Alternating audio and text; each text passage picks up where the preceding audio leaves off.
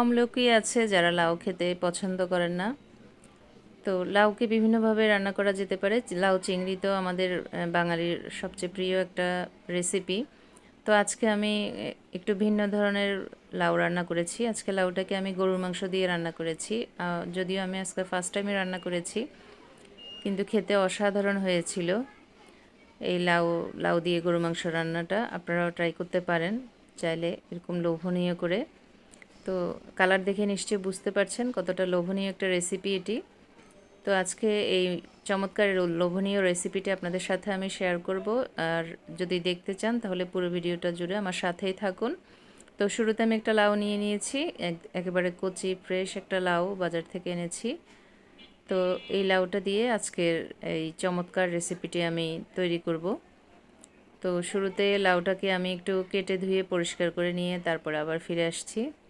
তো আমি লাউটাকে গোটাই ধুয়ে নিয়েছি, এরপরে কেটে নিয়েছি। আজকে গরু মাংস দিয়ে রান্না করার জন্য আমি লাউটাকে একটু চাকচাক করে কেটেছি, বেশ বড়সড় করে, যেহেতু লাউ নরম একটা সবজি আর গরুর মাংস বেশ অনেকটা সময় লাগে কষিয়ে নিতে। তো এর সাথে লাউ টুকরোগুলো একটু বড় বড় হলেই ভালো লাগে। তো আমি সেজন্য একটু বড় বড় পিস করেই কেটেছি। তো একটা মশলা তৈরি করে নেব গরু মাংস দিয়ে লাউ রান্না করার জন্য। সেটা নিয়ে নিয়েছি। এখানে রয়েছে রসুন, আদা, শুকনো মরিচ, কাঁচামরিচ, গোলমরিচ, লং, এলাচি, জায়ফল, জয়িত্রী এবং একটা স্টার হাফটা নিয়ে নিয়েছি।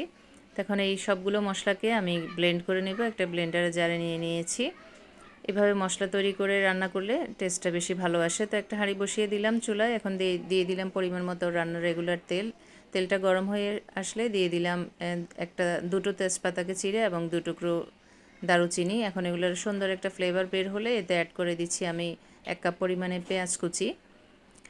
তো পেঁয়াজটাকে কিছুটা ভাজা ভাজা করে নিচ্ছি খুব সুন্দর মতো। এরপরে আমি এতে অ্যাড করে দিচ্ছি স্বাদ অনুযায়ী লবণ। লবণটা পরে চাইলে আরও দেওয়া যাবে।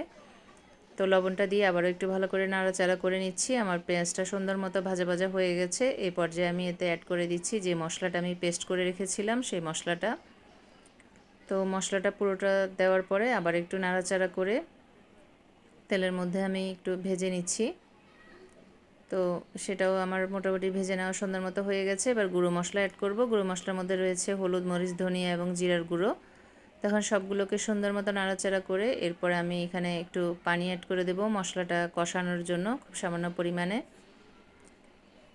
তো এবার মশলাটাকে আমি খুব সুন্দর মতো কষিয়ে নিয়েছি। এতে এবার অ্যাড করে দিচ্ছি গরু মাংসগুলো। আজকে আমি হাড় চর্বি সংযুক্ত যে মাংসটা রয়েছে সেরকম গরু মাংস নিয়েছি এবং পিসগুলো একটু ছোট ছোট করেই কেটেছি, যেহেতু লাউ দিয়ে রান্না করা হবে। তো এখন মাংসগুলো দিয়ে দিলাম মশলার ভিতরে। এখন ভালো মতো একটু নাড়াচাড়া করে নিচ্ছি মাংসটাকে। ভালো মতো মশলার সাথে মাংসটাকে আমি মিশিয়ে নিচ্ছি নাড়াচাড়া করে। তো এখন একটা ঢাকনি দিয়ে ঢেকে আমি মাংসটাকে কিছুটা সময় রান্না করে নেব, কষিয়ে নেব আর কি। তারপরে আমি ঝোলের পানি অ্যাড করব নাড়াচাড়া করার পরে। তো মাংসটা আমার মোটামুটি মাংস থেকে বের হওয়া পানিতে কিছুটা সময় কষানো হয়ে গেছে। আমি ভালো মতো নাড়াচাড়া করে দিচ্ছি। এবার আমি ঝোলের পানি অ্যাড করে দেব। এই পানিটা দেওয়ার পরে আমি আবারও ঢাকনি দিয়ে ঢেকে বেশ কিছুটা সময় মাংসটাকে রান্না করে নেব, কারণ গরু মাংস হতে তো একটু সময় লাগে, সবাই জানে।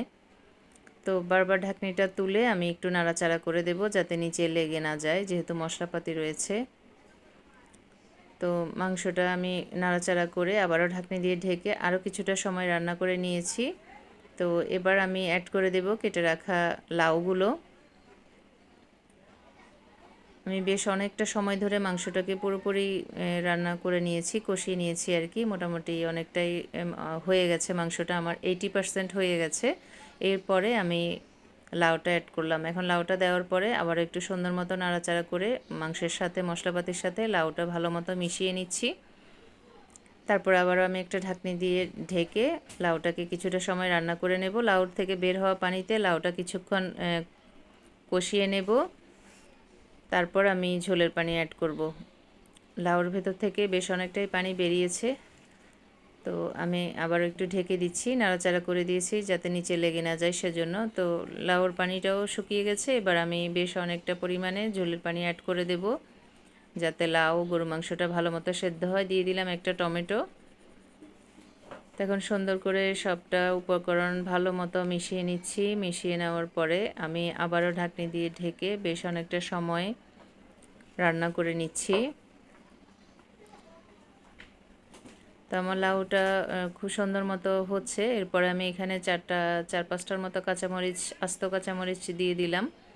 এর আগে আমি বেশ অনেকটা পরিমাণে ঝাল ইউজ করেছি। শুকনা মরিচ, গুঁড়ো মরিচ, তারপরে গোলমরিচ, কাঁচামরিচ সবটাই ব্লেন্ড করে দিয়েছি। এখন আবার আস্ত কিছু কাঁচামরিচ দিলাম যাতে সুন্দর ফ্লেভার বের হয়। আমার রান্নাটা কমপ্লিট হয়ে গেছে।